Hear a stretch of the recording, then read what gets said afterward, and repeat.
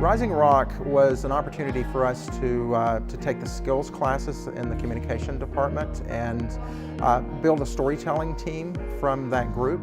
In my opinion, it's unrivaled, really, because it's kind of like a sink or swim situation. It's not lecture, it's not discussion. He's not really teaching us anything. He's letting us learn on our own. Each student has a unique talent. Some are photographers, some are videographers. Other people do design, other people do video, reporting, writing. So it really just lets you kind of show off what you're good at. And they come together to tell stories. He is telling us what he expects and sending us out into Chattanooga to go find stories and then tell the stories. This is the first time in my life that I've been able to work with the media on hand like this.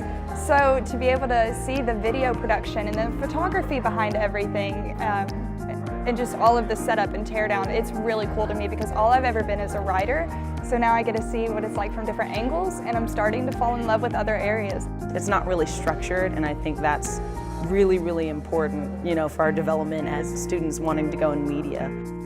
I don't think I've ever worked as hard in a class as I have for this class, and it's something that I enjoy doing 100% of the time. So I devote so much of my free time outside of class working on these projects, but there's nothing I'd rather be doing. It's just him setting the bar and us doing anything to meet it, to reach it, to surpass it. Every once in a while, we get them out of their comfort zone, meaning that you have to do something with something that you may not be comfortable with. And I have found that that's when we get a lot of magic in our stories.